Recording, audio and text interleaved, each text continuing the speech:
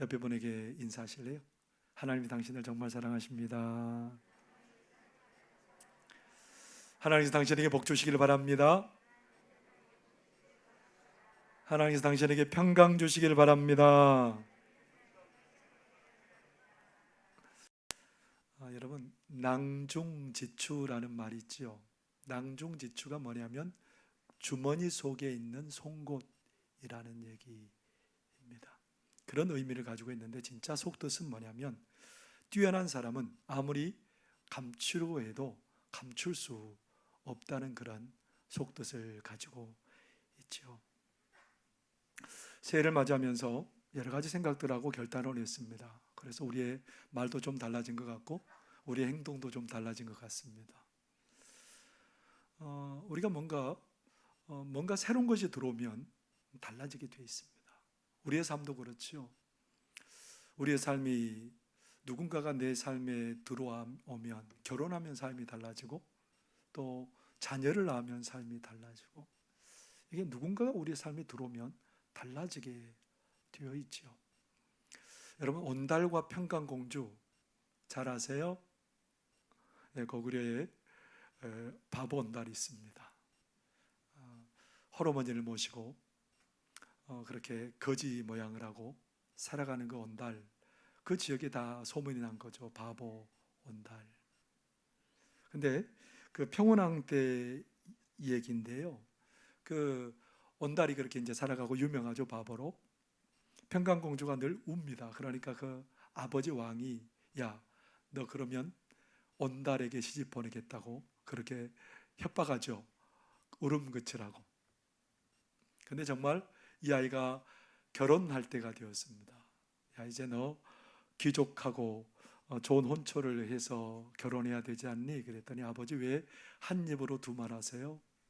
온달에게 시집가라 그래 놓고 왜 귀족에게 시집가라 그러세요? 그래서 저는 귀족에게 안 갑니다. 아버지가 정하신 온달에게 시집갑니다. 그러고 막 고집을 부리니까 궁궐에서 쫓아내버렸습니다. 평강공주가 온달의 집에 가게 됐죠. 온달의 집에 가서 궁궐에서 가져온 폐물을 팔아서 집도 사고 밭도 사고, 그리고 궁궐에서 싸게 판 그 비쩍 마른 말을 한 마리 사가지고 와가지고 그것을 잘 조련하고 잘 먹여서 준마로 키우게 됐답니다. 그리고 온달을 굉장히 열심히 혹독하게 훈련을 시켰습니다. 무술대회에서 그렇게 탁월한 재능을 보이게 됐고 나중에는 훌륭한 장수가 되지요. 참 비참한 온달이고 바보였고 그 인생에 볕들 날이 없을 것 같은 그런 인생이었습니다. 그런데 그의 삶에 누가 들어왔죠? 평강공주가 그의 삶에 훅 들어오게 되었습니다. 그의 삶이 완전히 달라지죠. 이제는 더 이상 궁핍한 삶도 아니고 바보스러운 삶도 아니고 하루가 다르게 자꾸 변합니다. 생각도 변하고 행동도 변하고 목적도 변하고 목표도 변하고 전혀 다른 삶을 살게 되었습니다. 그가 능력이 있어도 아니고 그의 삶에 한 사람이 들어왔기 때문에 그런 일이 벌어지게 되었던 거지요. 오늘 여러분의 삶에는 누가 들어와 계세요? 여러분의 삶에는 누가 들어와 계세요? 여러분의 삶은 어떤 결단과 결심을 갖고 살고 계세요? 오늘 우리 이 자리에서 예배하는 우리 모두는 어떤 고백을 가지고 있냐면 나는 예수님을 믿는다라고 고백해요. 찬양대원들 예수님 믿으세요? 증거를 보여보세요. 예수님을 믿는 증거가 어디 있어요? 우리가 예수님을 믿는다는 것은 죄와 사망 가운데 있는 우리를 위해서 예수님께서 십자가에 죽으시고 그 예수님 때문에 우리의 모든 죄가 용서되고 그 예수님 때문에 우리가 의로운 사람 되었고 하나님의 자녀 되었다는 믿음의 고백이 있는 사람들이 예수님을 믿는 거죠. 그래서 이것을 한마디로 잘 표현해 주는 말씀이 뭡니까? 요한복음 1장 12절의 말씀이죠. 우리가 잘 외우는 말씀이죠. 영접하는 자, 곧 그 이름을 믿는 자들에게는 하나님의 자녀가 되는 권세를 주셨으니. 영접한다. 무슨 말일까요? 그분을 내 마음에 모셔드린다는 거예요. 예수님이 나의 구주가 되시고 나의 구원의 주님이 되신 그 예수님을 내가 믿고 마음에 모셔드린다는 거예요. 손님으로 모셔드린다는 게 아니고 그분을 내 삶의 주인으로 모셔드린다는 그런 의미를 갖고 있습니다. 예수님을 내가 주인으로 모시는 순간 예수님 내 삶에 뭐가 되세요? 내 주인이 되시고 나의 삶에 동행하시고 내 삶에 늘 함께 하시는 분이 예수님입니다. 이 놀라운 사실을 성경은 임마누엘이라는 단어로 표현하고 있죠. 그래서 마태복음 1장 23절에 뭐라고 말씀하고 있습니까? 보라, 처녀가 잉태하여 아들을 낳을 것이요 그의 이름을 임마누엘이라 하리라 하셨으니 이를 번역한즉 하나님이 우리와 함께 계시다 함이라. 예수님은 임마누엘로 우리에게 오셔서 우리와 영원토록 함께 하신답니다. 예수님 우리와 영원토록 함께 하신대요. 그것을 또 잊어버릴까 봐 예수님께서 십자가에 죽으시고 부활하셔서 승천하시기 전에 제자들에게 또 부탁하고 싶은 거예요. 제자들에게 갈릴리 한 산에서 제자들을 모아놓고 그리고 많은 사람들이 있는 자리에서 예수님께서 뭐라고 그러셔요? 너희들은 내 제자잖아? 내가 그러면서 뭐라고 말해요? 복음을 전하라는 겁니다. 모든 민족에게 복음을 전하고 그리고 그들로 하여금 세례를 받고 복음 안에서 복된 믿음의 삶을 살게 해다오. 그러면서 예수님께서 약속하신 말씀이 뭘까요? 그러면서 예수님께서 약속하신 말씀이 20절의 말씀입니다. 여러분 20절의 말씀을 눈여겨보시기 바랍니다. 내가 너에게 분부한 모든 것을 가르쳐 지키게 하라. 볼지어다 내가 세상 끝날까지 너희와 항상 함께 있으리라. 우리 예수님 뭐라고 말씀하셨어요? 세상 끝날까지 내가 너희와 항상 함께 있으리라. 왜 우리 예수님 우리와 함께 계시려고 그럴까요? 왜 예수님 우리와 함께 계시려고 그럴까요? 우리의 삶을 정말 새로운 것을 맛보게 하시려고, 정말 복된 은혜를 경험하게 하시려고 예수님이 그러신 거죠. 그래서 우리의 삶에 손님이 아니라 주인으로 오신 거죠. 고린도후서 5장 17절에 보면 이렇게 말씀하고 있습니다. 그런즉 누구든지 그리스도 안에 있으면 새로운 피조물이라 이전 것은 지나갔으니 보라 새 것이. 이전의 삶의 모든 것들은 아무것도 아니에요. 우리는 하나님 나라에서 나와 함께 계신 예수님 때문에 생명과 평안과 은혜와 능력을 누리는 그런 삶이 되었다라는 겁니다. 전혀 예상치 못한 삶을, 예상치 못한 은혜와 복을 풍성히 누리는 그런 사람들이 되었다는 겁니다. 우리 삶을 능력으로 채워주시고요, 평안으로 채워주시고요, 말할 수 없는 기쁨으로 춤추게 하시고요, 왠지 그냥 어려워도 노래 부르게 하시는 분이 우리 예수님입니다. 여러분, 사람이 병 걸리면 어때요? 삶이 똑같아요. 이전 삶과? 그 병이 중하면 중할수록 그 사람의 삶의 질은 완전히 다르죠. 여러분, 우리가 귀신에 사로잡힌 사람 보셨어요? 귀신에 사로잡히면 사람이 어떻게 돼요? 귀신에 이끌려 살아가요. 정상적이 아니죠. 근데 여러분은 누구에 붙들려 살아가요? 근데 변화가 있어요? 아니, 나는 예수님이 나와 함께 계시고 예수님이 내 삶을 지배하시고 예수님께 붙들려 산다고 하는데 여러분의 삶이 변했어요? 그러면 예수님이 안 계신 거네요? 예수님이 계시면 증거가 있어야 되잖아요. 그분에 이끌려 살아야 되잖아요. 여러분, 우리 예수님은요, 우리는 인정하지 않아도 이미 우리가 예수님을 믿을 때 여러분의 삶의 왕으로, 주인으로 임재해 계시고 그 주님은 영원까지 우리와 함께 하시겠다고 약속을 하신 겁니다. 그걸 약속하셨어요. 우리와 함께 계신 우리 예수님이 우리를 위해서 하시는 일이 뭘까요, 여러분? 첫 번째로요, 우리 예수님은 우리의 삶을 능력 있게 하십니다. 우리와 함께 계신 우리 예수님은 우리의 삶을 능력 있게 하세요. 오늘 본문 18절의 말씀을 보면 이렇게 말씀하고 있죠. 예수께서 나와 말씀하여 이르시되 하늘과 땅의 모든 권세를 내게 주셨으니. 뭘 주셨다고요? 하늘과 땅의 모든 권세를 우리 주님이 갖고 계시죠. 왜 그 예수님을 날마다 바라봐야 돼요?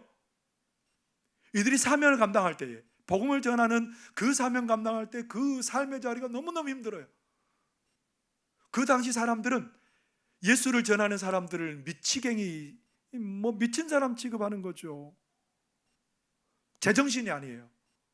왜냐하면 십자가라는 사형틀에 죽은 그 예수를 사람들이 하나님의 아들이라고 말하고 구원자라고 말하니까 저 사람들은 미친 사람들이에요.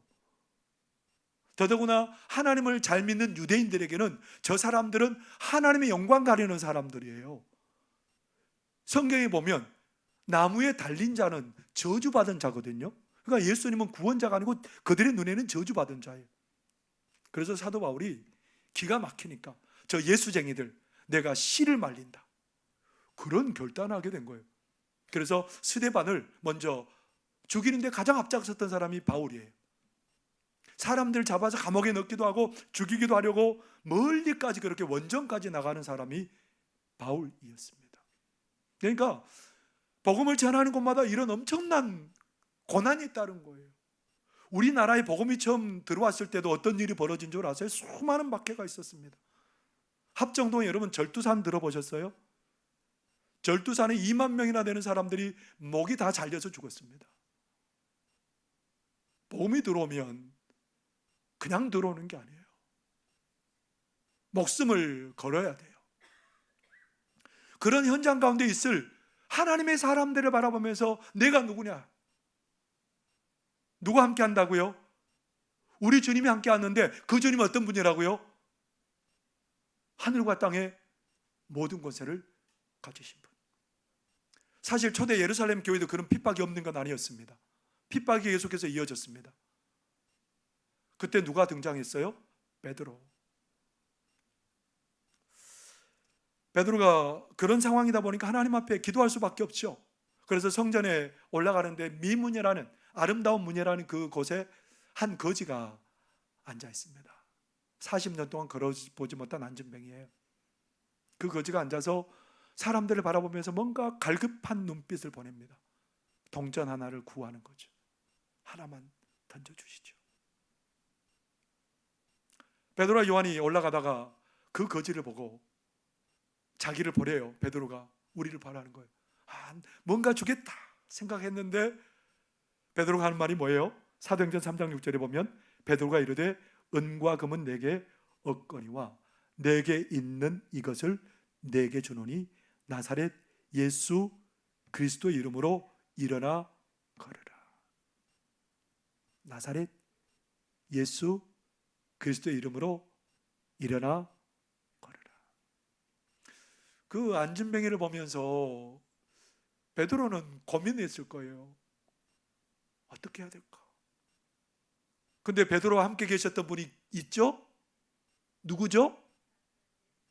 예수님께 물어보면 예수님, 저 사람 안진뱅이로 했는데 어떻게 해야 되죠? 야, 내가 누구냐? 내가 누구냐? 하늘과 땅의 권세를 가지고 있는 주인 아니냐?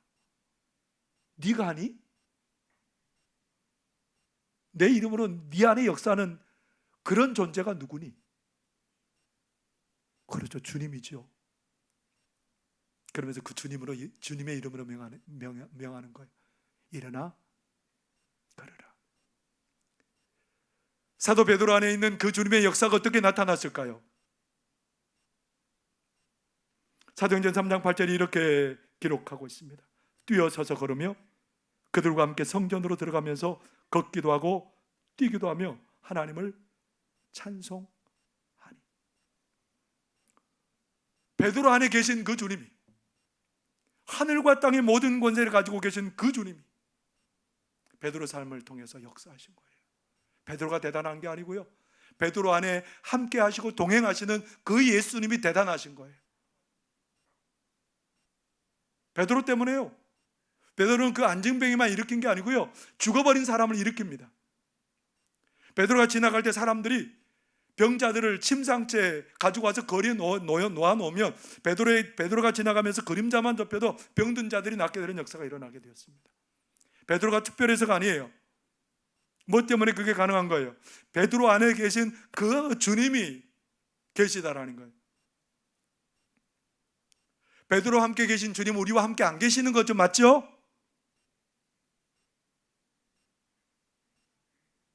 베드로와 다시 모르신 것 같아서 물어볼게요. 베드로와 함께 계시는 주님은 우리와는 함께 안 계시는 거죠? 그래요?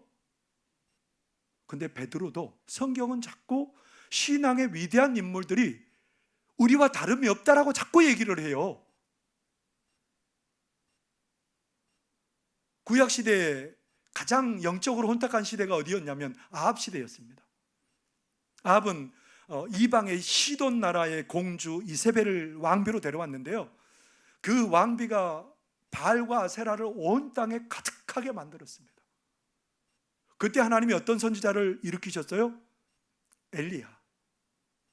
엘리야를 일으키셨습니다. 근데 엘리야가 엄청난 일을 일으키죠.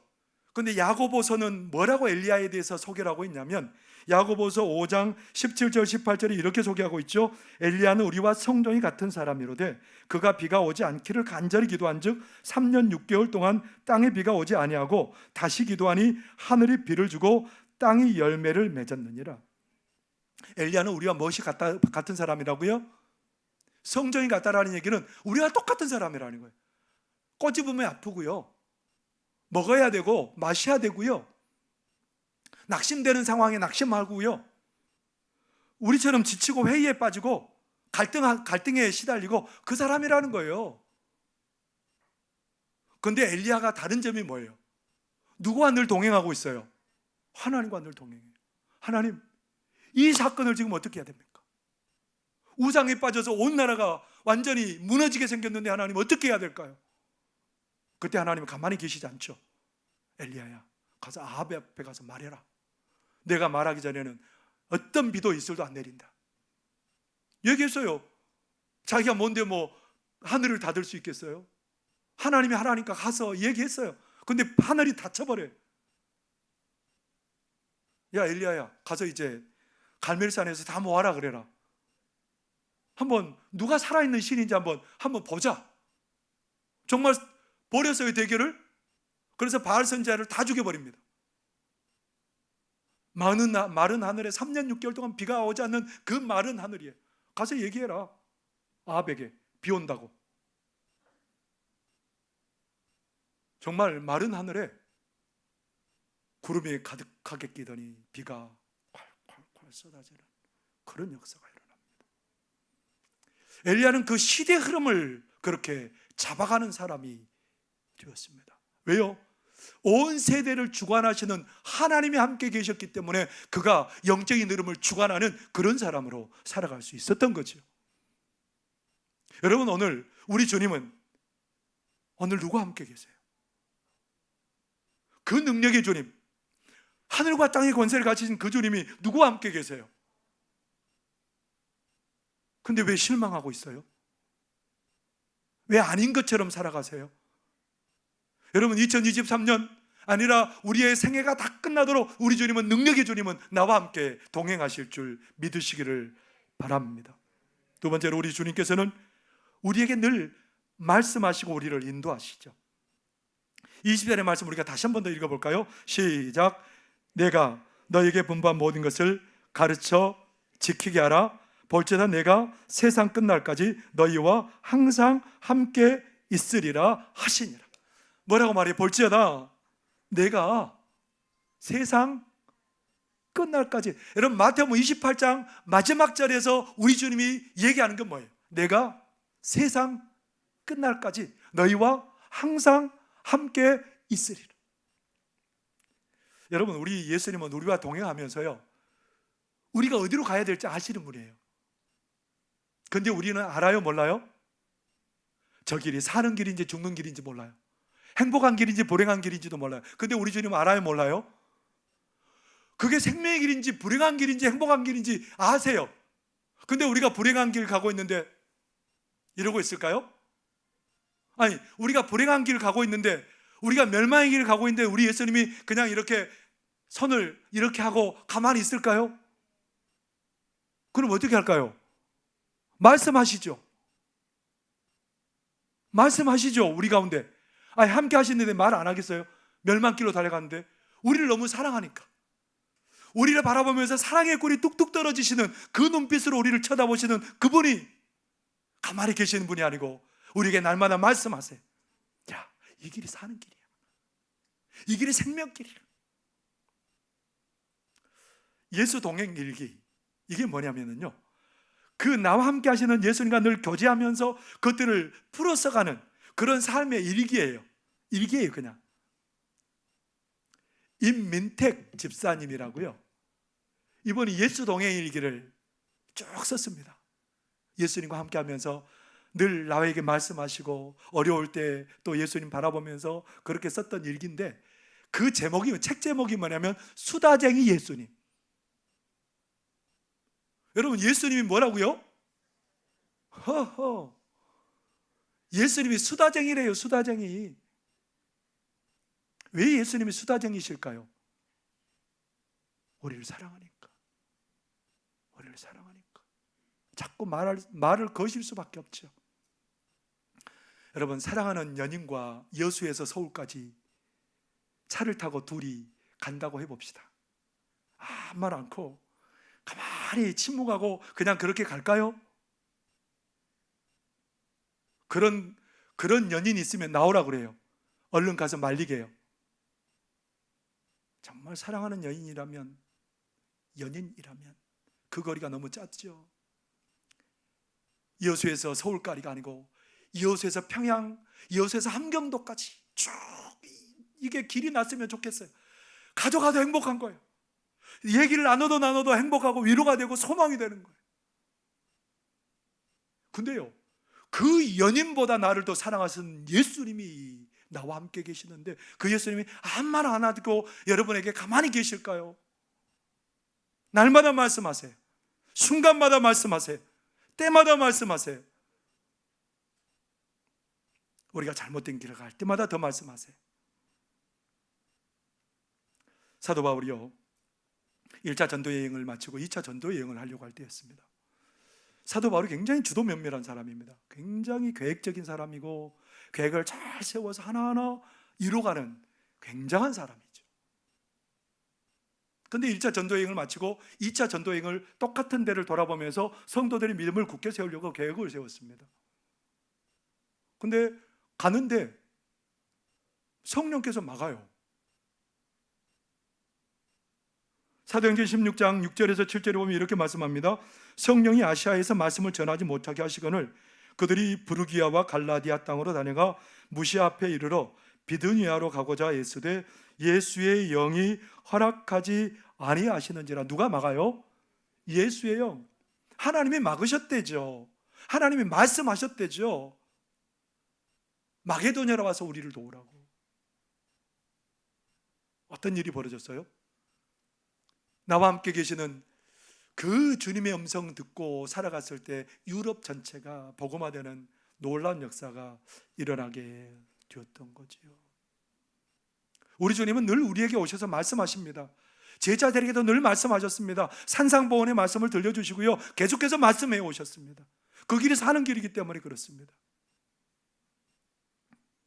우리 예수님은 우리와 동행하시면서 계속해서 말씀하십니다.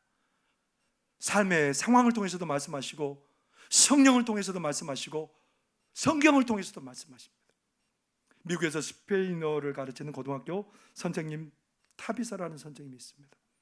갑자기 머리가 원형 탈모증이 생겼어요. 도장만하게, 조그만 동전만하게 머리가 빠졌어요. 그런데 점점 더 탈모가 심해집니다. 몸의 모든 털들이 전부 다 빠지게 됩니다. 의심하죠. 하나님이 나를 사랑하지 않나 봐. 내가 무슨 죄를 지었길래? 여자이니까요, 당연히. 여자가 탈모가 생기면 얼마나 스트레스 받겠습니까? 내가 뭔 죄를 저질렀지? 내가 무슨 착한 일을 하지 않았지? 그러면서 막 자책하기 시작합니다. 사람들을 만나는 것도 꺼려져요. 가족을 만나는 것도 힘들어져요.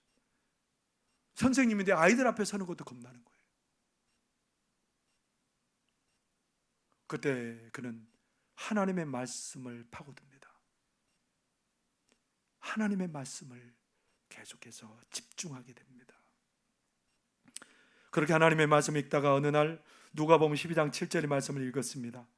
무슨 말씀일까요? 너희에게는 심지어 머리털까지도 다 세신 바 되었나니 두려워하지 말라. 너희는 많은 참새보다 더 귀하니라. 하나님이 이 말씀을 머리털이 막 빠져나가는, 이제 머리털이 다 빠져나가고 완전히 머리털이 하나도 없는 그 머리, 그 여인에게 하나님이 말씀을 통해서 뭐라고 말씀해 주셨을까요? 이 타비사 선생님은 자기가 경험한 그런 하나님의 음성을 이렇게 우리에게 나누고 있죠. 이 구절은 나에게 울림을 주었다. 하나님께서는 내가 이런 모든 머리카락을 알고 계셨다. 심지어 나보다 더 잘 알고 계셨다. 나를 지으심이 심히 기묘하심이라. 참새들처럼 나 또한 하나님에 의해 창조되었다. 하나님이 잘 아시는 자이며 하나님의 사랑을 받는 자다. 그럼에도 불구하고 하나님이 나를 아시고 하나님의 사랑을 받는 자라는 그런 믿음의 고백이, 하나님의 음성이 그의 가슴을 꽉 채우게 됐죠. 사람 피하게 된 게 아니고 이제는 당당합니다. 아이들 앞에 맨머리로 수업을 하는데요, 아이들 앞에 당당하게 말합니다. 선생님, 머리카락이 다 빠졌어. 어디가 아픈 게 아니라 탈모증에 걸린 거야. 선생님은 튼튼하고 건강해. 이 얘기를 하는데 한 아이가 탈모증이 있었어요. 그래서 늘 머리를 가리고 있었는데 그 아이가 선생님을 꽉 껴안으면서 선생님의 말씀이 저에게 큰 위로가 되었어요. 그렇게 해서 그 아이도 제자도 힘을 얻게 되었답니다. 사랑하는 성도 여러분, 우리와 함께 계시는 주님은 우리와 늘 얘기하세요. 말씀을 통해서, 사람들을 통해서, 사건의 현장을 통해서 우리에게 말을 걸어 오세요. 때로는 여러분들이 여기에 있는 이것을, 꽃들을 보면서도 하나님 우리에게 말씀하세요. 그 말씀 우리를 살려요. 생명력 있게 해요. 능력 있게 해요. 여러분, 올 1년은 우리와 함께 동행하시는 예수님에게 집중하시기 바랍니다. 그 예수님은요, 하늘과 땅의 모든 권세를 가지고 계신 분이고요, 우리를 사랑하시는 분이고요, 그래서 날마다 우리에게 말씀하셔서 우리를 복된 길로 인도하시는 그런 주님인 줄 믿습니다. 옆에 분에게 한번 축복해 주시죠. 예수님이 영원토록 당신과 함께 하십니다. 아멘. 기도하겠습니다. 사랑하는 하나님 아버지, 고맙고 감사합니다. 영원토록 우리와 함께 계시는 우리 주님 때문에 우리가 다시 한번 힘을 내게 하여 주시옵소서. 우리 주님 때문에 우리가 다시 한번 늘 말씀하신 우리 주님 때문에 우리의 삶이 변화되게 하여 주시옵시고, 하나님 늘 말씀하시는 우리 주님 때문에 내 생각으로 살지 않게 하시고 주님의 말씀 붙들고 일어서는 그런 우리들의 삶이 되도록 도와주옵소서. 회복을 경험하게 하여 주시옵시고 능력 있는 삶을 경험하게 하여 주시고 지혜를 경험하게 하여 주옵소서. 예수님의 이름으로 기도하옵나이다. 아멘. 찬송 436장